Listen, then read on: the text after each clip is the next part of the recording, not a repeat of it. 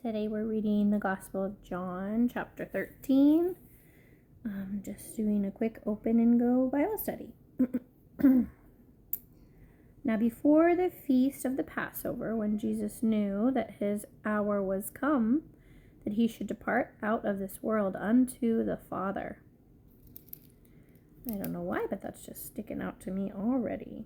When he departs from this world unto the Father. Having loved his own, which were in the world, he loved them unto the end.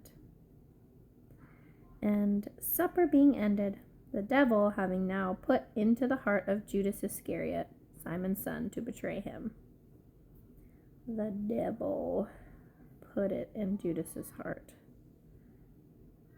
for him to betray Jesus.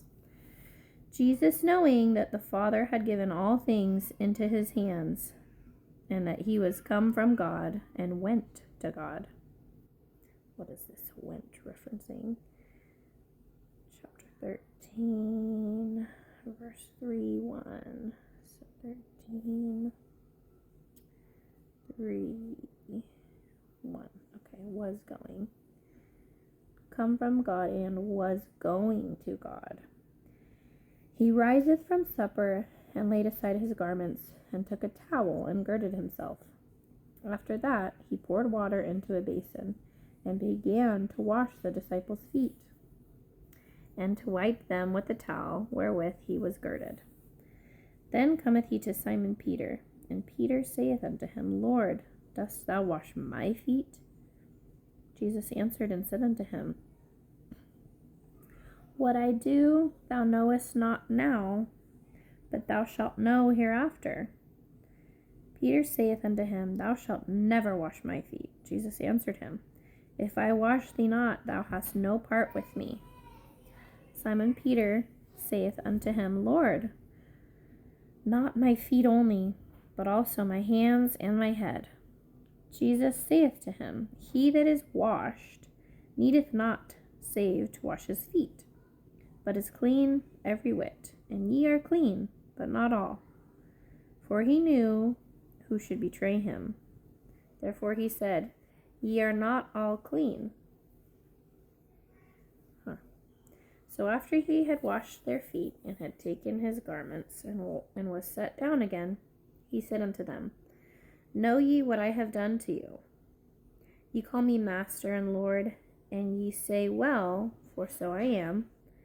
If I then, your Lord and Master, have washed your feet, ye also ought to wash one another's feet.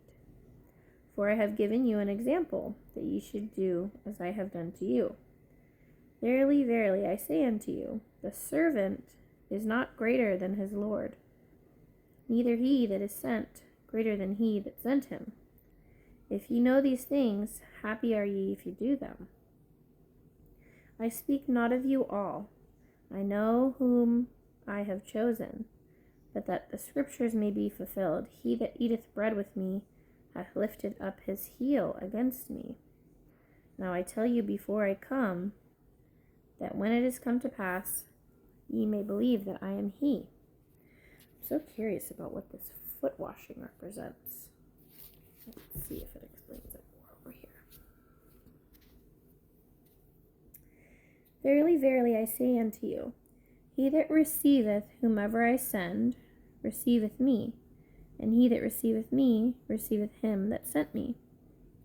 When Jesus had thus said, he was troubled in spirit, and testified and said, Verily, verily, I say unto you that one of you shall betray me. Then the disciples looked one on another, doubting of whom he spake. Now there was, leaning on Jesus' bosom, one of the disciples whom Jesus loved. Simon Peter therefore beckoned to him, that he should ask who it should be of whom he spake. He then, lying on Jesus' breast, said unto him, Lord, who is it? Jesus answered, He it is to whom I shall give a sop when I have dipped it. What is sop? 26:1. 13:20. A piece of bread. Oh, wow.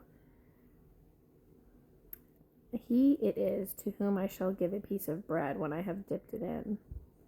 Now, is this Jesus just talking to Peter, or can everybody hear him? It says he's lying on his breast. So maybe he's whispering. I don't know. My goodness. And when he had dipped the piece of bread, the sop, he gave it to Judas Iscariot, the son of Simon.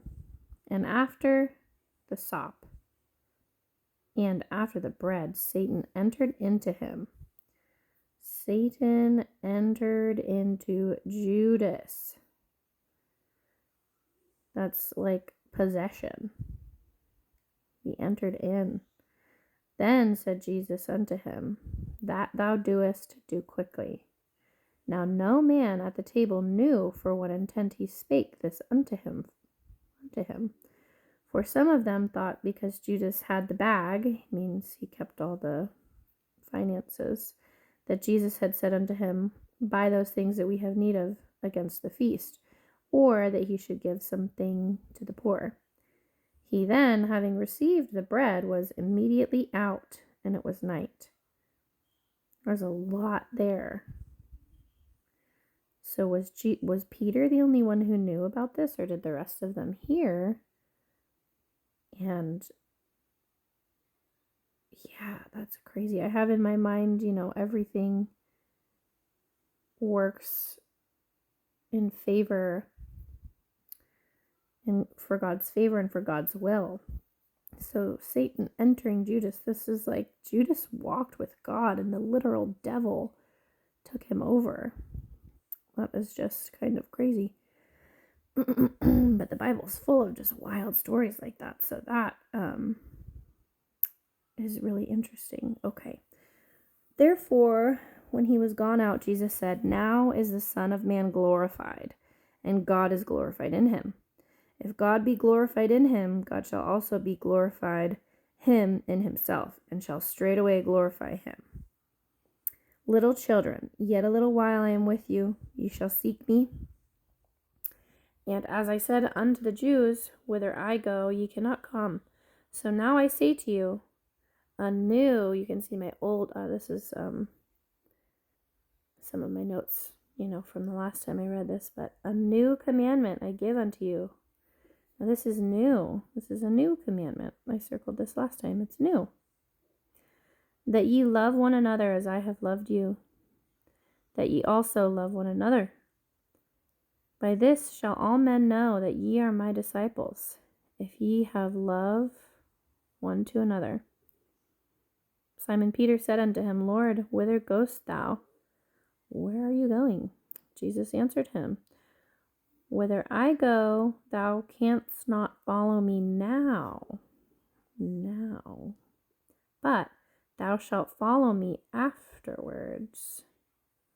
Peter said unto him, Lord, why cannot I follow you now? Why cannot I follow thee now? I will lay down my life for thy sake. Jesus answered him, Wilt thou lay down thy life for my sake? Verily, verily, I say unto thee, the cock shall not crow till thou hast denied me thrice. There is so much here that is so good. This is particularly interesting. My husband and I have been just reading about different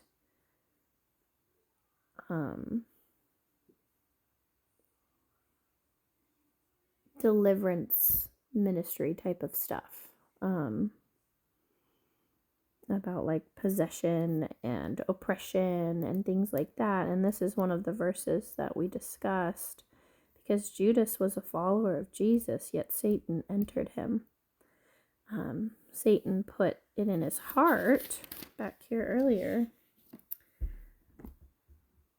the devil having now put into the heart of Judas to betray him.